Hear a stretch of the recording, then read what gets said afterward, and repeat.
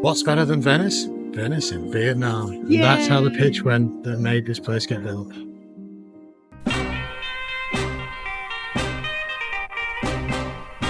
We're John and Lisa, and we're spending 70 days eating our way across Asia. Welcome to Phu Quoc. In this video, we'll be visiting paradise beaches, looking for tasty food amongst the tourist traps, and finding out if over a decade of development has improved the island or ruined it. Let's start off at Khem Beach near the southern tip of the island. We took a grab to get there from our hotel near Duong Beach. Right, we escaped from the town and made it to Khem Beach. It's pretty nice. Nice doesn't really do it justice. It's fair to say that this beach is a real stunner. Even though the surrounding area is developed and there are some resorts close behind, it's so far at least been spared the worst effects of mass tourism. We couldn't help thinking that a lot of the content we'd seen about Phu Quoc didn't really tell the true story. Nobody's really been here and shown the best of it that I've seen, and for that reason we weren't that excited to come here. We only really came because the weather stopped us from travelling through central Vietnam. Yeah, and everyone makes it look like it's just like Grand World and Sun World and whatever else the other theme park's called, but look at this. This is Khem Beach. The sand is perfect, they keep it clean, there are no jet skis in sight, it's not overcrowded, and not every inch is taken up by restaurants and sunbeds. In short, it's our kind of place. So we're here for lunch today. One of the dishes we ordered is wonton and char pork noodles. We kind of hacked the dish because we added the ban pan, which are like thicker noodles. Not like rice noodles, but I don't think we've had these yet. Yeah, the restaurant seems pretty busy. We walked around and we found this on the main street. But it's pretty full now. Got my mango smoothie, 30,000 dong. Tastes just like mangoes. Good. Okay, the second dish has just arrived. This one is com tam. It's broken rice with like a pork chop and a fried egg. Looks good. Can't wait to start. We started the wonton broth.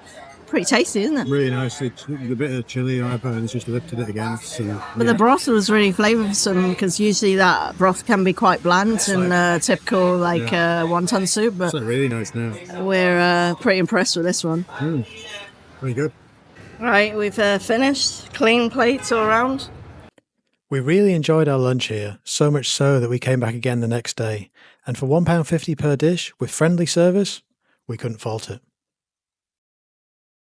Hey guys, so we were going to go to Ong Lang Beach today, which is a little bit to the north of here. It looks a really nice beach, but there's a big Movenpick resort there. And from what we're reading online, if you're not staying in one of the resorts, it's pretty questionable. Instead, we took the free-to-ride number 17 bus from Duong Dong to Grand World. Remember that bizarre fake Venice from the start of the video? Well, we'll get to that, but would you believe we were going there to visit one of the island's best deserted beaches? Just trust us on this one.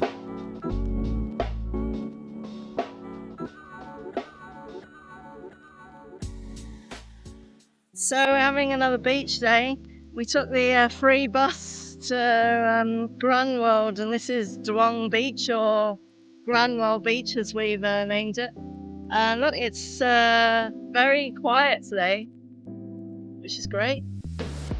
There's I can see maybe 6 or 7 people in the distance in the sea.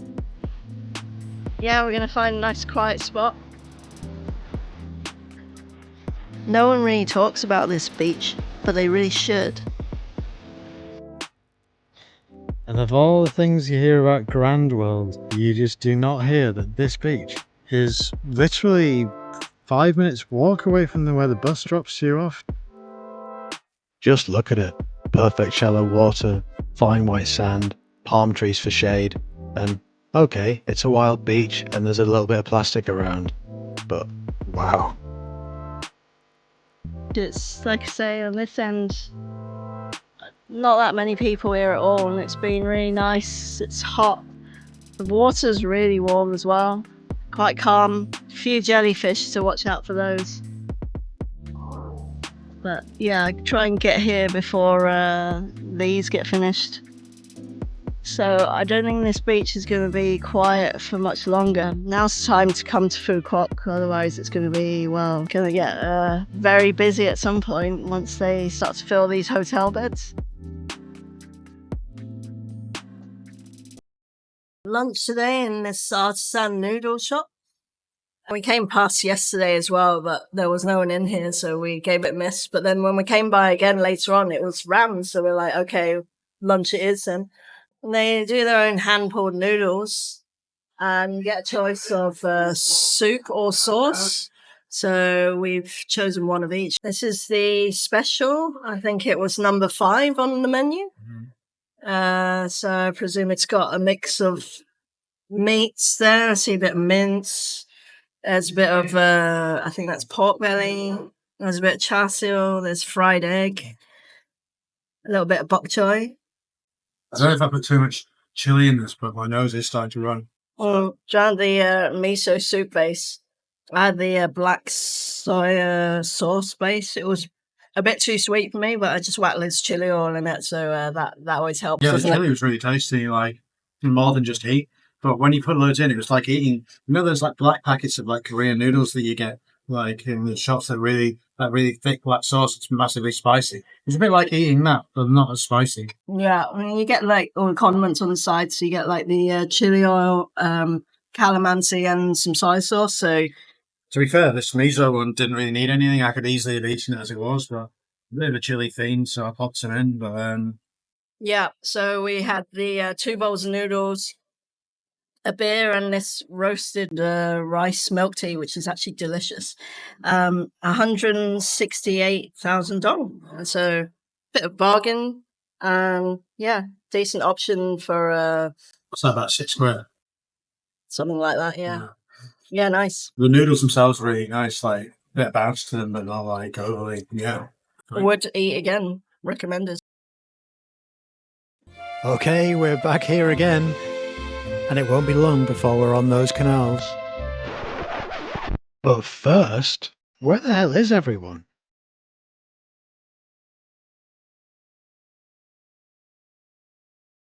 Let's have a look at one of these streets. This runs straight down. It's full of these fake shops. Like it says coffee house, and all of it is empty. I mean, I'm not sure if these have ever been open. These have never been open. It's very strange. That one there seems to have people in. Jack's Cafe, Italian fine food and wine. It looks to be perhaps one of 3 or maybe 4 businesses that are operating in this boulevard area. Anyway, if you've never seen Westworld, maybe watch it. I haven't seen Westworld. Don't watch beyond the end of season 1. This section we're not so sure, but the clues that I see, there are phone boxes here, so I guess this is London. It's changed a bit since I was last in London, but okay. It's a bit nicer, actually. Leaving London. London was pretty sad. Very, very quiet. That's what I've been waiting for. We're now arriving into Venice. Yay! To add even more of that legit Venetian feel, you can book gondola rides here. And when we were there, they even had the guys dress up as Santa. Isn't that nice? This bridge. I don't recall this bridge in Venice, but yeah. Guess it's their own thing now. The purpose of the big ugly bridge is it's the best selfie spot, as we see. How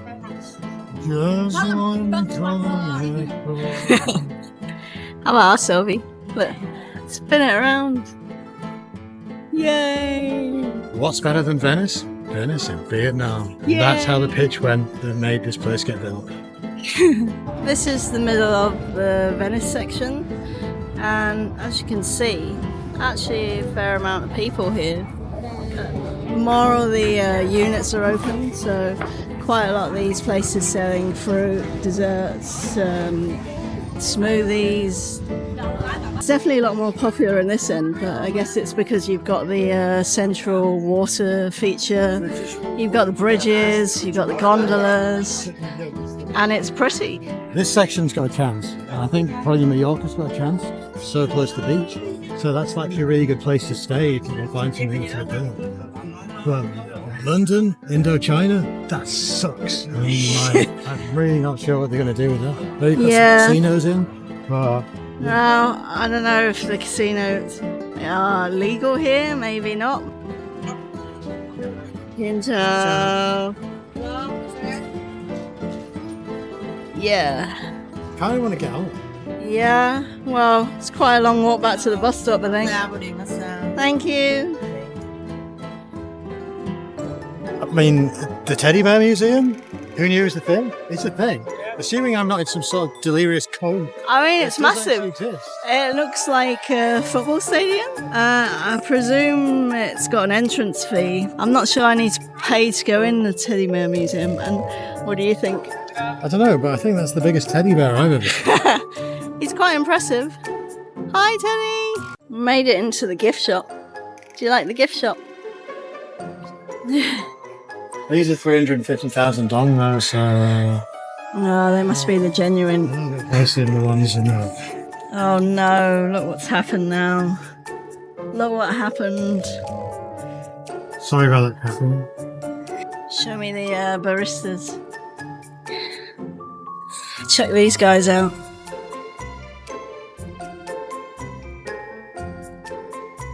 These are just the best.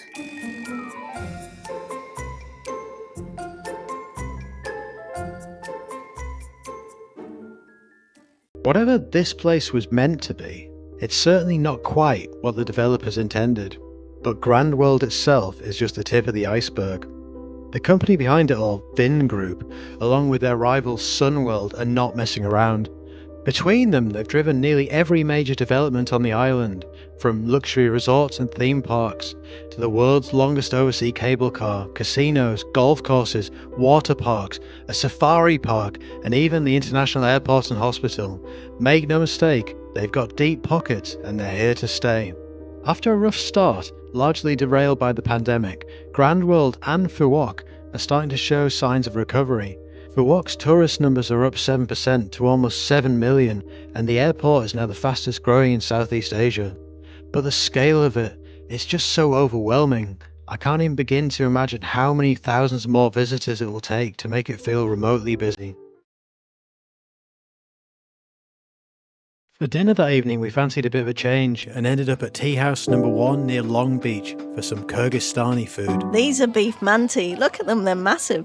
It's a bit like beef in a dumpling, and who doesn't love dumplings? They're topped with dill and served with a side of sour cream. We also got this beef pilaf, which is a nice rice dish. Well, we've eaten pretty much every Vietnamese dish that's been on our list to eat, so yeah, we're ready for a change. Well, bear in mind that I'm not an expert on the food of Kyrgyzstan.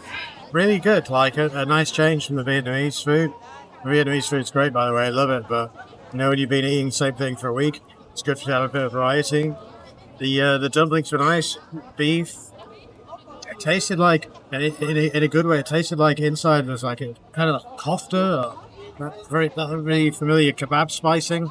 A nice sort of chewy wrappers, really like them.